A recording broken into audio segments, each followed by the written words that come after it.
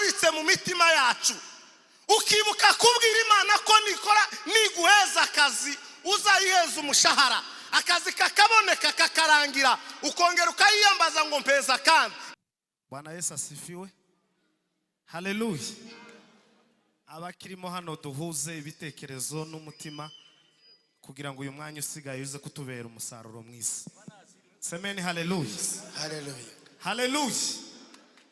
Zamurira Imana icubahiro, yarakurinze umwaka ni muremure, Imana yakoze ibikomeye cyane.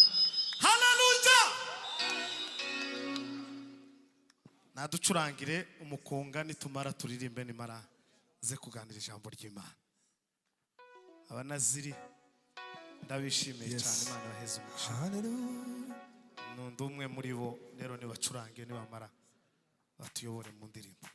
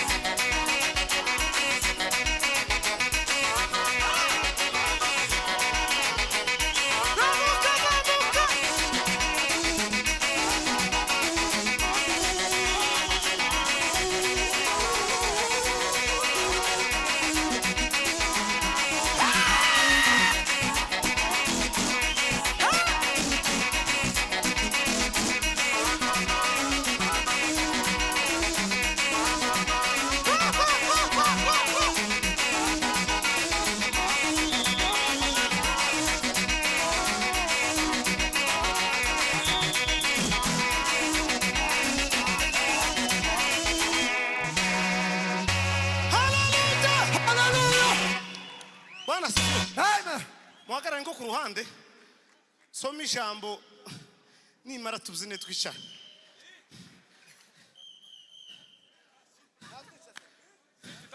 Oya muhagarara ntagomba bwiye kwicara mu ntebe.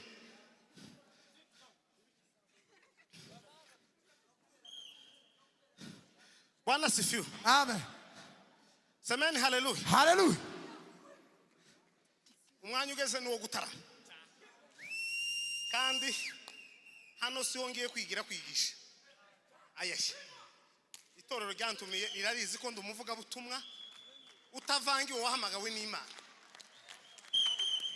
Ariko amasaha hantageze. Bigishije ntashari mbafitiye icyubahiro kibicima. Amen. Ari competition twajemo se. Ayaye. Rero muranyemerera gusa nsoma ijambo ryari ku mutima nari mfite gusoma. Nimara kuko nubundi babivuze byinshi mu byo nari kuvuga. Bakoze umukunga dushabuke. Imana yakoze ibikomeye cyane. Yaturinze impanuka. Yaturinze ni byinshi. Boss kwari. Egera imbere ufate Bibiliya.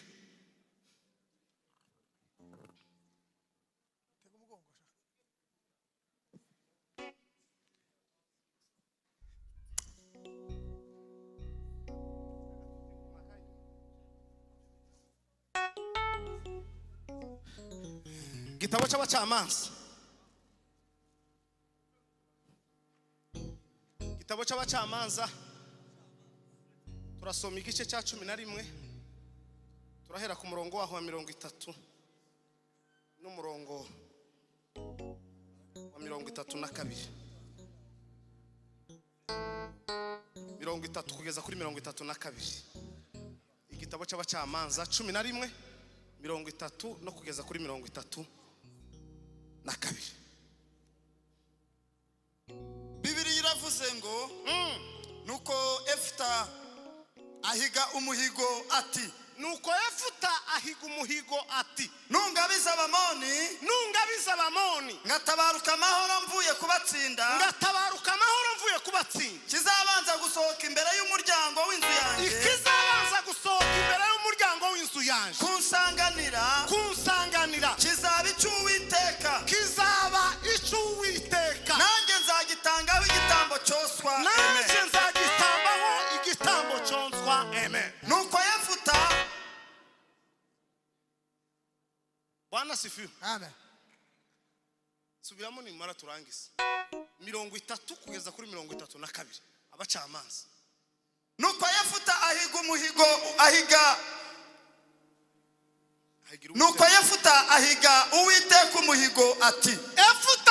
Uwiteka umuhigo ati nungabiza abamoni wamana we numfasha ukangabiza abamoni ngatabaruka amahoro mvuye kubatsinda kagenda mu rugamba nkagaruka amahoro nabatsinze ikizabanza gusohoka imbere y'umuryango w'inzu yanjye kunsanganira kizaba icy'Uwiteka nanjye nzagitangaho igitambo cyoswa amen. Niri jambo ryo mu mashimwe natekereje rivuga ngo guhiga umuhigo ntuwuhigure birutwa no kutawuhiga.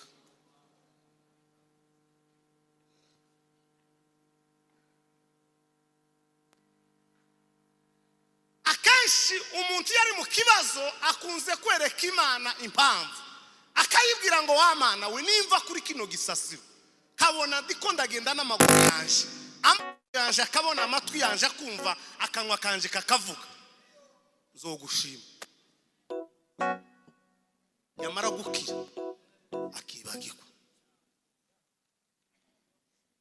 Aya makuru dusomye ya Yefuta yagize ikibazo kirekire yangazwa na bene se na nyina baramwirukana bamukura muri bene se ngo igihe kigeze bene se bakagira intambara ngo bagategwa n'abamoni uko bukeye nuko bwije ngo bifuza kwinginga Yefuta ngo azoza aje kubagwanira urwo rugamba.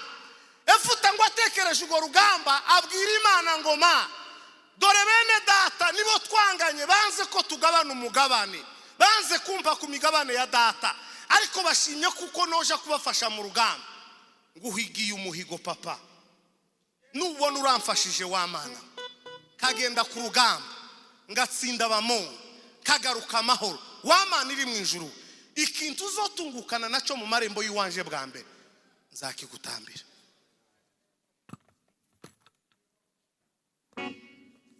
Imana irabyumva iramwemerera, aragenda yafuta atsinda Abamoni aragaruka. Bibiliya ivuga ngo agitunguka mu marembo yenda kugera iwiwe ngo imisipa, ngo asohoka akana k'agakobwa kaza kiruka gashika imbere ya se karamubwira ngo papa karibu. Bibiliya ivuga ngo Yefuta ashishimura imyenda, ngo aravuga ngo ye baba we, ibi ni ibiki bimbayeho? Umwana abaza se aramubwira ati se niki papa, niki cyabaye? Yefuta niho yavuze rino jambo, wanasifiwe. Aravuga ngo wa mwana wa 34 ngo nahigiye Uwiteka umuhigo ngo sinobasha kwivuguruza. Dufite amashimwe y'ibirarane mu mitima yacu, dufite amashimwe twabwiye Imana ariko tutishuye, dufite amadeni y'amashimwe abitse mu mitima yacu. Ukibuka kubwira Imana ko nikora niguheza akazi uzayiheza umushahara, akazi kakaboneka kakarangira, ukongera ukayiyambaza ngo mpeza kandi ikakaguheza.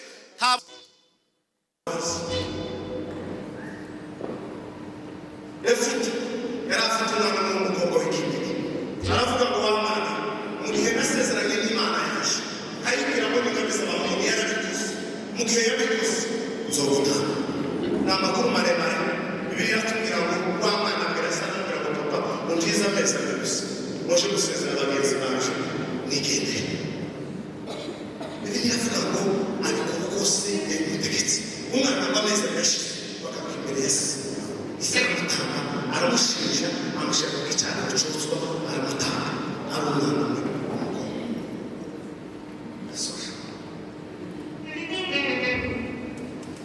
Dufite ibirarane by'amashimwe mu mitima yacu byinshi. Ibuka cya gihe, ibuka cya gihe, ibuka n'uwo mugoroba, ibuka na cya gicuku, ibuka na cya joro rikomeye, ukavuga ngo nugirira gutya nzongera gutya, nugirira gutya nzongera gutya, nugirira gutya nzongera gutya, ariko nukwifuza ko na kimwe kindi cyo n'icya mbere utaragisoje.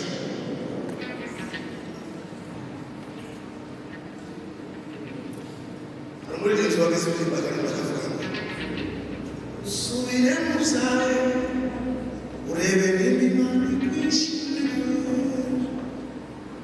usubire mu zawe urebe nimba Imana ikwishimiye. Ubu abantu benshi barasinziriye, abandi nabo basubira inyuma we, avuga ubutumwa we ati ninaka wavuze, avuga ubutumwa ati ninaka wavuze. Aho kumenya Imana twarayimenyerewe, aho kumenya Imana twarayimenyerewe. Utinye Imana, utinye Imana yakoze kigera kure, utinye kongera kuyisaba ikindi n'icyo wayibwiye utaragikora. Utinye kubwira Imana uzokora iki, nzakora iki, nakijya cya mbere nagikoze tubabwira icyo ukora.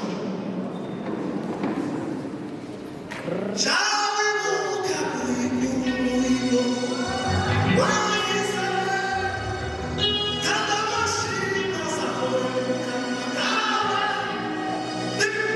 wari muto y'umukiranutsi. Ndarangisha Imana zivuye uhiga umuhigo tuwuhiguje birutwa no kutagira gute. Nasoje iryo jambo nari mfite sinaje bacwange bituma natwicara kuko umuhigo turashima Imana, shima Imana, turashima Imana, shima Imana kuko batubonye tugeze kuri uyu munsi. Ingorane twahuye nazo ni nyinshi cyane, ingorane twahuye nazo ni nyinshi cyane, ariko Imana yacu yaraturinze, ariko Imana yacu yaraturinze.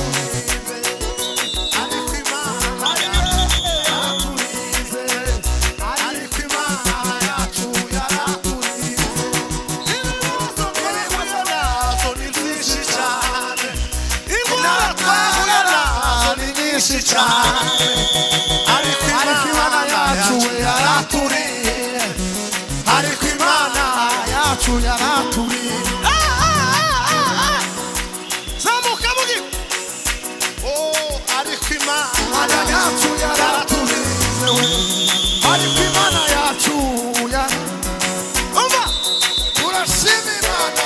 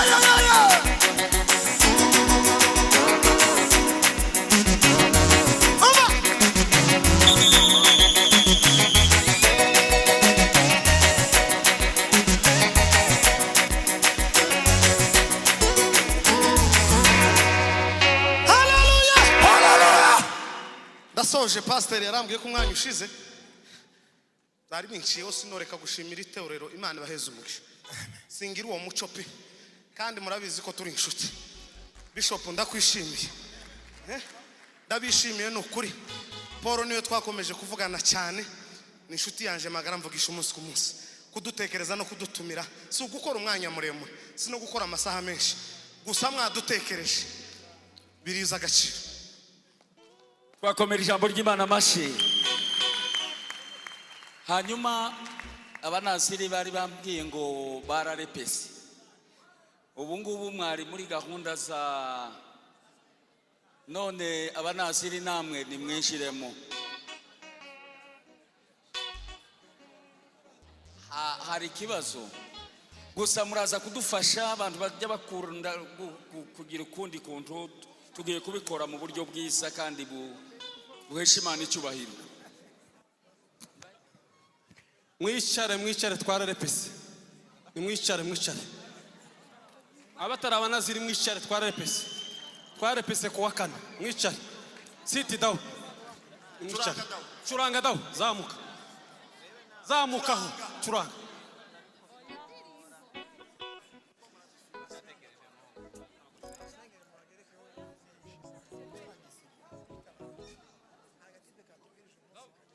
Gwino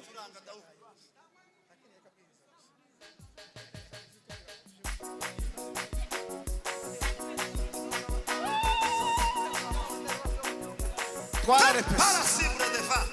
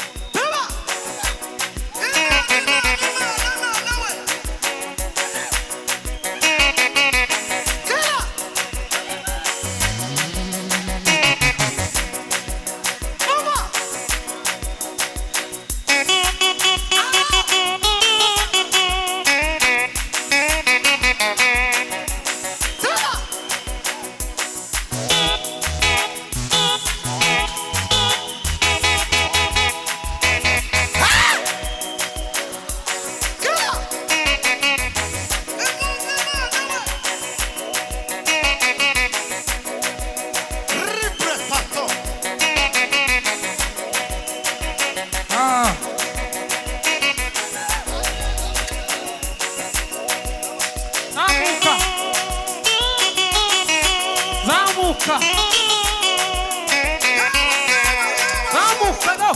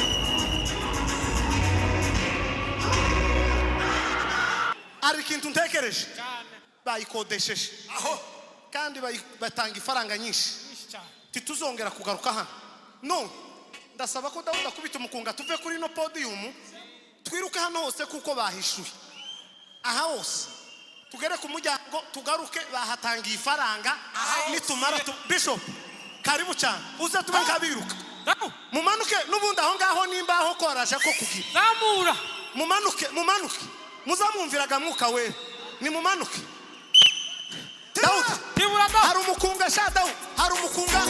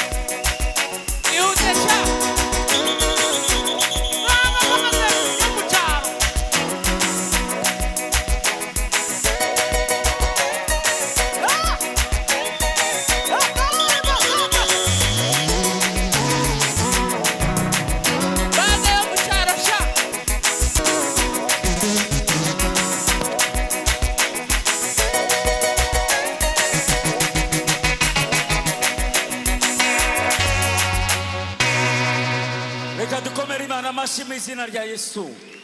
Abanaziri barakoze cyane, Imana ibaha umugisha, Imana ibagirire neza. Repetition yanjye turayibonye rwose, iyo tugenda tutayibonye, iyo tugenda